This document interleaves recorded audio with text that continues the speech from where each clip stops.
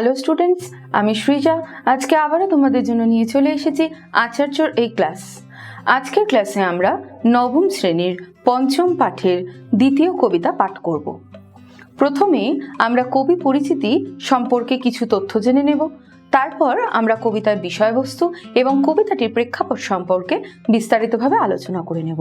আজকের এই ক্লাস তোমাদের এই কবিতাটি সম্পর্কে ভালো করে জানতে, কবি সম্পর্কে নতুন কিছু তথ্য সংগ্রহ করতে এবং সেই সঙ্গে পরীক্ষার জন্য ভালো করে প্রিপারেশন নিতে সাহায্য করবে। চলো তাহলে আজকের ক্লাস শুরু করা যাক। আজকে আমরা যে কবিতাটি পাঠ করব তার নাম ভাঙার গান, কবি কাজী নজরুল ইসলাম। প্রথমে আমরা কবি সম্পর্কে দু একটি কথা আলোচনা করে নিই, তারপর আমরা চলে যাব কবিতার প্রেক্ষাপট এবং বিষয়বস্তু আলোচনায়। কবি কাজী নজরুল ইসলাম জন্মগ্রহণ করেছিলেন 1899 সালের 24শে মে বর্ধমান জেলার আসানসোলের চুরুলিয়া গ্রামে। তার পিতা কাজী ফকির আহমেদ এবং মাতা জাহেদা খাতুন। এই কাজী নজরুল ইসলাম আমাদের বাংলা সাহিত্যে বিদ্রোহী কবি নামে পরিচিত, আর সেই বিদ্রোহী মনোভাব নিয়েই তিনি রচনা করেছেন আমাদের এই ভাঙার গান কবিতাটি। কাজী নজরুল ইসলাম নবযুগ পত্রিকার সম্পাদক ছিলেন, বরং বলা যায় তিনি যুগ্ম সম্পাদক ছিলেন। তার কিছু উল্লেখযোগ্য কাব্যগ্রন্থ হল বিষেরবাসী, ফণীমনসা, সাম্যবাদী, সর্বহারা ইত্যাদি। এছাড়াও সঞ্চিতা কাব্যগ্রন্থটিও তার একটি উল্লেখযোগ্য কাব্যগ্রন্থ। কাজী নজরুল ইসলাম এমন একজন কবি যিনি 1917 থেকে 1919 সাল পর্যন্ত আমাদের সেনাবাহিনীর একজন উল্লেখযোগ্য এবং গুরুত্বপূর্ণ সৈনিক হিসেবে নিজের জীবন পালন করেছেন এবং সেই সঙ্গে সৈনিক হিসেবে তার দায়িত্বগুলিও যথাযথভাবে পালন করে গিয়েছেন। এবং সেই জায়গা থেকেই কাজী নজরুল ইসলামের মধ্যে একটা অদ্ভুত রকমের বিদ্রোহী মনোভাব গড়ে উঠেছিল। দেখো, আমি প্রথমেই তোমাদের বলেছি কাজী নজরুল ইসলাম জন্মগ্রহণ করেছিলেন 1899 সালে, অর্থাৎ তোমরা বুঝতে পারছো সেটা ছিল পরাধীন ভারতবর্ষ। আর সেই পরাধীন ভারতবর্ষে ব্রিটিশ সরকারের যে অত্যাচার, যে রক্তক্ষয়ী পরিস্থিতি, তা যেন কাজী নজরুল ইসলামের ভেতরে কোথাও একটা বিদ্রোহী মানসিকতা তৈরি করেছিল। কাজী নজরুল ইসলামের মতো আরো একাধিক বিদ্রোহীকে তাদের কণ্ঠরোধ করবার জন্য, তাদের স্লোগান, তাদের বিদ্রোহকে ধামাচাপা দেওয়ার জন্যে ইংরেজরা তাদের পাঠিয়ে দিয়েছিল কালা পানি পার করে আন্দামানের সেই বিভৎস জেলে। আর তা থেকেই যেন বিদ্রোহীদের মনে একটা অদ্ভুত ভয় তৈরি হয়েছিল, যে ভয়ের কারণে তারা পিছিয়ে আসতে না চাইলেও যেন সেই বন্দি জেলে তারা নিরুপায় হয়ে উঠেছিল। আর সেই নিরুপায় বন্দি জেলের যে বন্দিরা রয়েছে তাদেরকে উদ্বুদ্ধ করবার জন্য, স্বাধীনতা সংগ্রামকে আরো উজ্জীবিত করে তুলবার জন্যই কাজী নজরুল ইসলাম তার ভাঙার গান কবিতাটি লিখেছিলেন। আর সেই ভাঙার গান কবিতার মতোই একাধিক কবিতা পাওয়া যায় কাজী নজরুল ইসলামের ভাঙার গান নামক চতুর্থ কাব্যগ্রন্থটিতে। এই কাব্যগ্রন্থেরই প্রথম কবিতা আমাদের পাঠ্যাংশের অন্তর্গত ভাঙার গান কবিতাটি। দেখো, আমি এই আলোচনার মধ্যেই তোমাদেরকে এই কবিতার প্রেক্ষাপট বা এই কবিতার সমকালীন যে সামাজিক বা রাজনৈতিক পরিস্থিতি, রাজনৈতিক চিত্র, তা তোমাদের সামনে তুলে ধরেছি। আমাদের এই কবিতাটির মধ্য দিয়ে কাজী নজরুল ইসলাম মানুষের মধ্যেকার সেই স্বাধীনতার যে প্রতীক্ষা, স্বাধীনতার যে আকাঙ্ক্ষা, সেই আকাঙ্ক্ষাকে আরো উজ্জীবিত করে তুলতে চেয়েছেন। তিনি বারবার আমাদের বুঝিয়ে দিতে চেয়েছেন স্বাধীনতার আকাঙ্ক্ষা মানব অধিকারের একটি।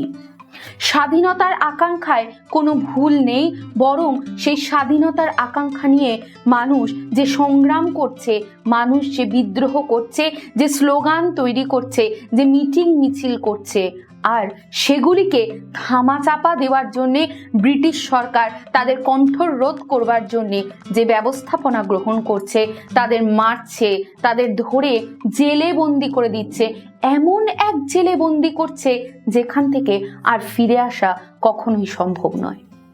সেই জায়গা থেকে মানুষকে উদ্বুদ্ধ করবার জন্য সেই চার দেওয়ালের ঘেরাটোপ সেই সমস্ত মারাত্মক বিপ্লবীদের, মারাত্মক বিদ্রোহীদের যাতে ওই জেলের ভেতর আটকে রাখতে না পারে। এই কবিতাটিতে তিনি বারবার সেই কারাগারের চার দেওয়ালের ঘেরাটোপ, সেই আগল ভেঙে বেরিয়ে আসার জন্য উদ্বুদ্ধ করতে চেয়েছেন আমাদের স্বাধীনতার যে বিপ্লবীরা রয়েছেন তাদেরকে। আমাদের কাজী নজরুল ইসলামের এই যে ভাঙার গান কিংবা এরই মতো আর যে সমস্ত কবিতাগুলি রয়েছে, অর্থাৎ বিদ্রোহী যে কবিতাগুলি রয়েছে, ব্রিটিশ সরকারের শাসন শোষণের বিরুদ্ধে লিখিত যে কবিতাগুলি রয়েছে, সেই প্রসঙ্গে আমাদের সুভাষচন্দ্র বসু তার জেলখানার চিঠিতে একটি উল্লেখযোগ্য লাইন লিখেছিলেন। সেটি হলো, জেলে যখন ওয়ার্ডাররা লোহার দরজা বন্ধ করে তখন মন যে কি আকুলি বিকুলি করে ওঠে কি বলবো। তখন বারবার মনে পড়ে কাজীর সেই ধ্বনি, কারার ওই লৌহ কপাট প্রাচীর ভেদি। এই যে লাইনগুলো আমি তোমাদেরকে বললাম, দেখো এই কারার ওই লৌহ কপাট ভেঙে দেওয়ার, অর্থাৎ কারাগারের যে লোহার দরজা, যে দরজা আমাদের মারাত্মক সমস্ত সংগ্রামীদের, বিদ্রোহীদের বিদ্রোহী মনকে বন্দি করে রেখেছে, যে রক্ত তাদের মধ্যে ফুটন্ত অবস্থায় ছিল, যে রক্তের জোরে, যে ফুটন্ত রক্তের জোরে, যে মনের বাসনা নিয়ে তারা স্বাধীনতার জন্য লড়াই করছিল, সেই লড়াইকে এক মুহূর্তে যেন ব্রিটিশ শোষণ শাসন ধামা চাপা দিয়ে দিয়েছে। সেই লড়াইকে আবার উজ্জীবিত করবার জন্য আমাদের দেশের তরুণ সম্প্রদায়কে সেই লড়াইকে আবার উজ্জীবিত করে তুলবার জন্য কাজী নজরুল ইসলাম আহ্বান জানিয়েছেন আমাদের এই কবিতাটির মধ্য দিয়ে, যেখানে দেখতে পাওয়া যাচ্ছে তিনি যেন তরুণ সম্প্রদায়কে ভোলানাথ অর্থাৎ রুদ্র মহাদেবের সঙ্গে তুলনা করেছেন। রুদ্র মহাদেব যেমন সমস্ত কিছু ধ্বংস করে দিতে পারে, তেমনি যেন তরুণ সম্প্রদায় কিংবা কারাগারে বন্দী সেই সমস্ত সংগ্রামীরা এতটাই উজ্জীবিত হয়ে ওঠে যেন রুদ্র মহাদেবের মতো তারাও কারাগারের সেই ঘেরাটোপ সমস্ত কিছু ভেঙে দিতে পারে। তাহলে আমরা এই ভাঙার গান কবিতাটিকে অবশ্যই বলতে পারি একটি আহ্বান মন্ত্র। কিসের সেই আহ্বান? আমাদের এই কারাগারের যে লৌহ কপাট, এই বন্দিশালাকে ভাঙার একটি আহ্বান মন্ত্র হিসাবে আমরা ভাঙার গান কবিতাটিকে অবশ্যই ব্যাখ্যা করতে পারি। এবং সেই সঙ্গে এটাও বলতে পারি কাজী নজরুল ইসলাম আমাদের ভারতবর্ষের যে বীর সন্তান তাদের জাগ্রত করতেই এই কবিতাটি লিখেছিলেন। কাজেই অবশ্যই আমাদের নজরুল ইসলাম যে সময়ের কবি, সেই সময় আমাদের ভারতের রাজনৈতিক পরিস্থিতি এতটাই শোচনীয় যে সেই পরিস্থিতিতে এই কবিতাটি অবশ্যই প্রাসঙ্গিক। কাজেই ভাঙার গান বলতে কবি ঠিক কী বোঝাতে চেয়েছেন, কি ভাঙার কথা বোঝাতে চেয়েছেন, সেই সঙ্গে এই কবিতাটির প্রেক্ষাপট ঠিক কেমন ছিল এবং কবিতাটির মূল বক্তব্য কী, আমি সেটাও তোমাদের সঙ্গে আজকের ক্লাসে আলোচনা করে নিলাম।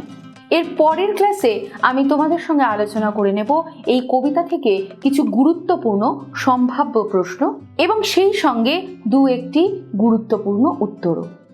তাহলে আজকে আমি আমার ক্লাস এখানেই শেষ করছি। খুব তাড়াতাড়ি আবারও তোমাদের জন্য নিয়ে চলে আসব আচার্যর আরও একটি ক্লাস। ততক্ষণ পর্যন্ত তোমরা পড়তে থাকো, জানতে থাকো।